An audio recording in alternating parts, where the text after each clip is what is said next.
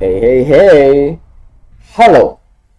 Pada kali ini saya akan membahas tentang suatu buku yang saya pernah baca. Yaitu ini. Berjudul Keajaiban Toko Kelontong Nami. Karya si Keigo Higashino. Dan saya pada kali ini kesusahan orang-orang dalam menjalankan hidupnya. Ya, ada lebih banyak yang bisa dijelaskan. Makanya saya akan menjelaskan penokohannya. Jadi, di buku ini ada 5 tokoh dominan yang saya pilih. Yaitu Atsunya, Shota, Kohei, Yuji, dan Harumi.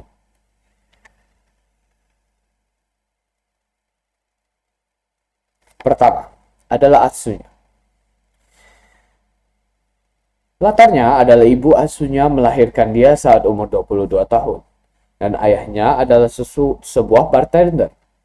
Ayahnya kemudian menghilang pas saat asuhnya dilahirkan. Parahnya, ibunya selalu mengganti-ganti pria. Sampai ada yang menyiksa Atsunya tanpa alasan. Dan ibunya bodoh amat. Pria yang menyiksa kemudian ditangkap akibat perjudian. Saat dia di polisi, ibunya mencoba untuk berbohong tetapi tetap terbongkar. Akhirnya asuhnya dikirim ke lembaga perlindungan anak.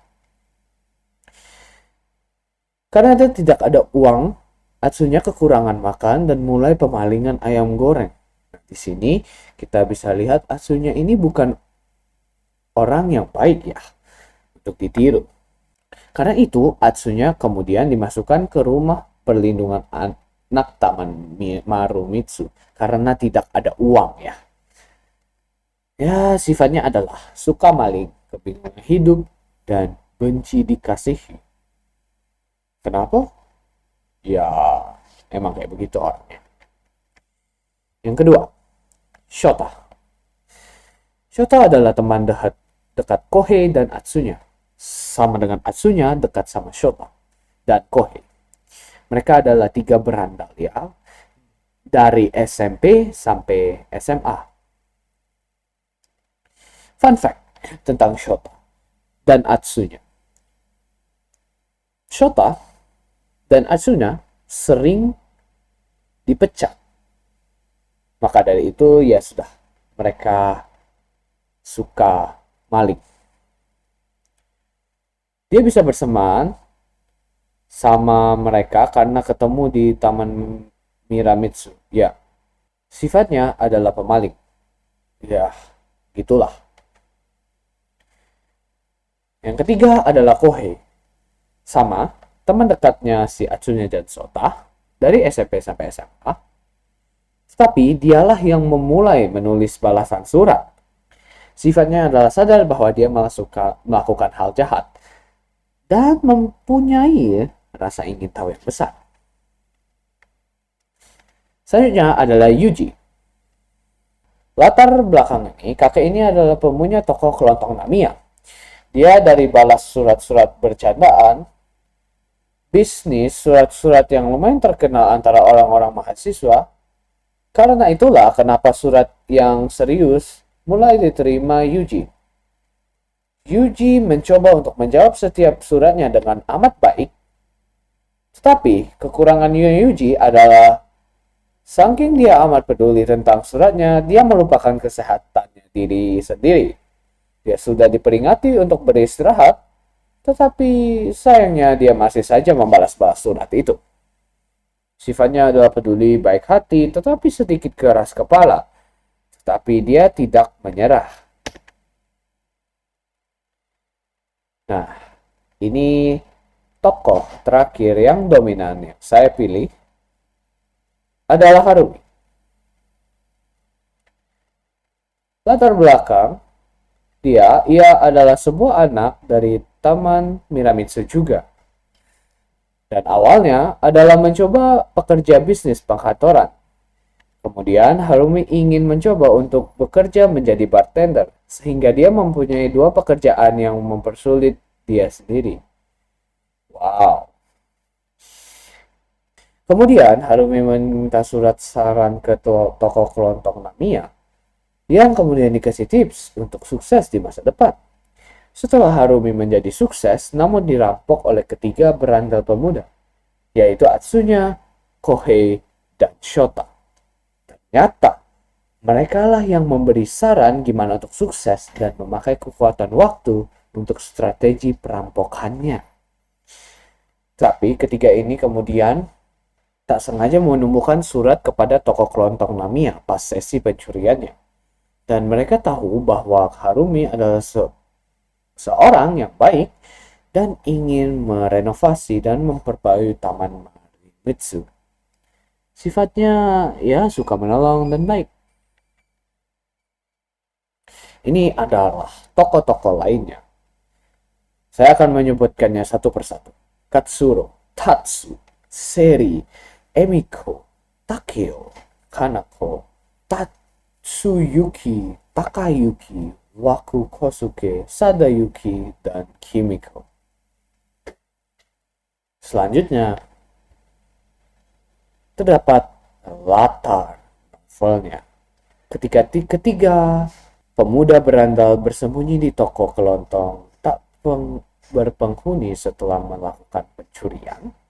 Ini pencurian ya. Sepucuk surat misterius mendadak diselipkan ke toko melalui lubang surat. Surat yang berisi permintaan saran. Sungguh aneh. Namun, surat aneh itu ternyata membawa mereka ke dalam petualangan melintasi waktu. Ya, itu yang aneh tentang toko ini. Dia bisa ngirim surat-surat ke waktu-waktu yang berbeda. Dan menggantikan peran kakek pemilik toko kelontong yang bernama Yuji yang menghabiskan tahun-tahun terakhirnya memberikan nasihat tulus kepada orang-orang yang meminta bantuan. Mereka memanfaatkan toko ini untuk kepentingan mereka sendiri dengan cara membuat surat yang manipulatif untuk mendapatkan uang dari Harumi yang telah diberikan saran gimana caranya kaya untuk masa yang akan datang. Hanya saja untuk satu malam saat fajar menjelang dan saat memaling kepunyaan Harumi, hidup ketiga sahabat itu tidak akan pernah sama lagi. Mereka tidak ingin melakukan kejahatan lagi. Begitu singkatnya. Kalau mau lebih tahu lebih banyak, memang ada lebih banyak cerita karakter yang saya tidak menjelaskan, tapi ya beli aja ya. Sekarang kita masuk ke alurnya. Alurnya itu adalah campur. Sudut pandang adalah sudut pandang orang ketiga. Karena di cerita ini banyak narator bisa ngomong. Pesan atau amanat. Dengan kekuatan besar datanglah tanggung jawab yang besar. Iya dong, jangan lupa itu ya. Oh iya, untuk sudut pandang itu bukan gara-gara banyak narator ya. Emang ceritanya itu seperti kayak melihatkan ruangan mereka ngobrol dan banyak penjelasan mereka ngobrolnya ya gitu. Kita masuk ke unsur intrinsiknya ya guys, yaitu biografi pengarang, lingkungan pengarang, dan nilai-nilai yang terkandung di dalam novel ini. Yaitu pertama, biografi pengarang. Lahir pada 4 Februari 1958. Umurnya sekarang adalah 66 tahun. Di Ikuno, Osaka Prefecture, Jepang. By the way, dari Jepang ya.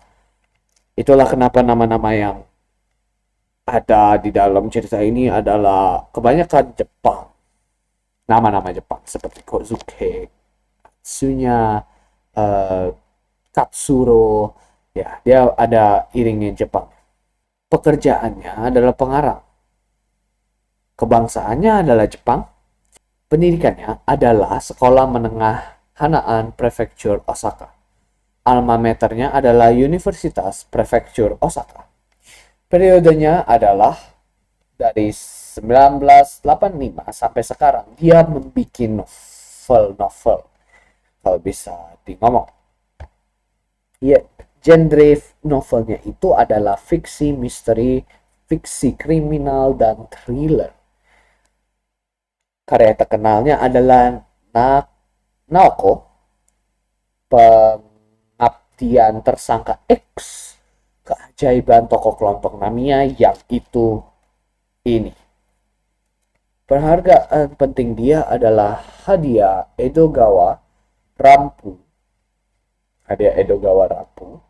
Penghargaan penulis misteri Jepang. Penghargaan misteri Honkaku.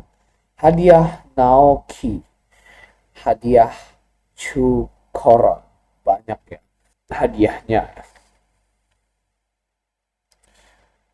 Ini adalah lingkungannya dan kenapa dia bisa menjadi orang yang sukses membuat novel misteri.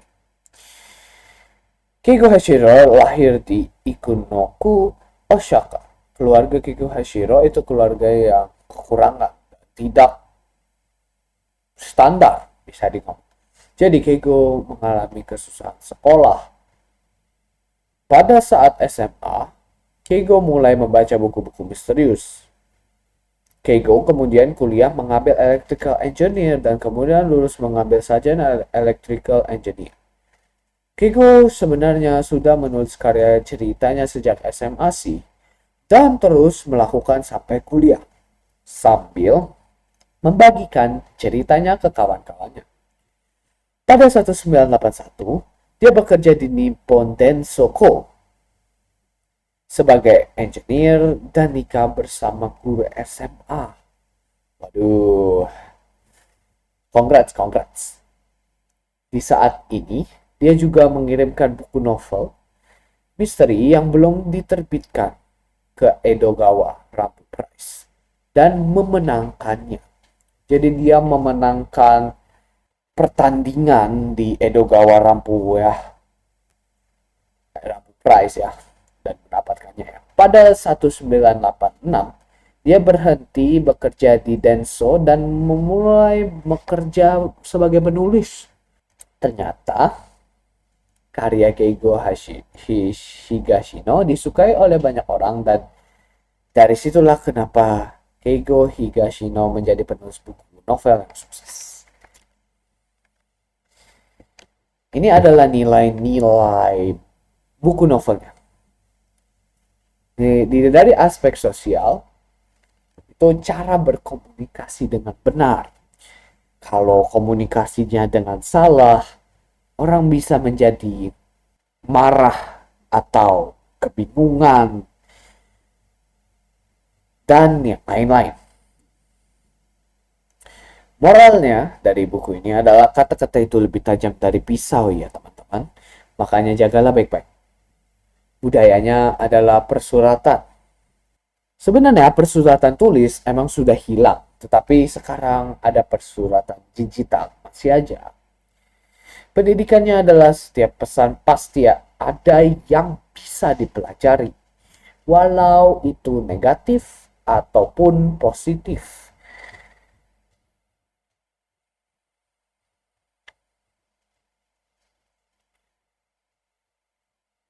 Selanjutnya adalah unsur kebahasaan. Satu adalah ungkapan, dua peribahasa, dan tiga majas. Yang pertama adalah idiom. Ini adalah 4 idiom yang saya ketemui dari buku novel tersebut. Halaman 7, yaitu dibilang, tubuh Kohei yang besar seakan menciut. Kenapa bisa menciut? Ya, itu kenapa saya memilih itu menjadi idiom. Halaman 87. Kutip, hati Katsura langsung melambung. Di dalam konteks halaman 87 itu artinya gembira. Halaman 87 itu adalah ada juga dadanya serasa akan meledak. Jadi ada dua kutipan ya. Dan masa dadanya meledak? Coba. Halaman 50. Menembus relung hatinya yang terdalam. Ini bukan maksud menembus, beneran menembus, tapi tersentuh hatinya artinya. Sedihnya adalah saya tidak menemukan peribahasa dari buku ini. Mungkin Keigo Higashino tidak ingin merepotkan pembacanya untuk mencari apa itu arti dari kalimat ini. Jadi saya membalik, jadi membuat peribahasa dari kutipan-kutipan di dalam buku ini. Jadi yang saya balik adalah halaman 20 dan halaman 382. Pertama adalah halaman 20. Tak mungkin atau bisa ngomong kagak putih bangau hitam, yang berarti suatu yang susah terjadi atau sangat susah terjadi, hampir tidak bisa terjadi, tidak mungkin. Yang kedua adalah halaman 38. Jadi mengutip, mengapa hal seperti ini harus dialaminya? Perbuatan jahat apa yang dilakukannya? Ia sama sekali tidak ingat telah melakukan sesuatu yang membuatnya pantas mendapat ganjaran pahit. Yaitu peribahasa yang saya balik adalah hidup segan mati tak mau. Jadi tidak bersalah apa-apa, tetapi disalahin gitu. Ya. Yang terakhir adalah majas. Saya mengambil 3. Yang pertama adalah halaman 395, yaitu ia merasa otaknya akan meledak. Rasanya mau meledak, biasanya orang ngomong kayak begitu kan. Sudah pusing atau sesuatu. Itu adalah bahasa yang kuat. Makanya saya memilih itu sebagai majas. Halaman 398 juga ada mata mereka berdua tampak berkilauan. Berkilau yang berarti terharu. Dan halaman 20. Judul artikel berbunyi popularitas yang meroket. Nah, meroket. Sebenarnya tidak harus menggunakan kata-kata meroket, tetapi karena cara penulisannya biar seru, tulisannya meroket, yang berarti popularitasnya melonjak gitu. Itu saja. Ini adalah daftar pustaka yang saya gunakan. Saya cuma menggunakan Wikipedia untuk biografi Keigo Higashino-nya. Yeay, sudah selesai.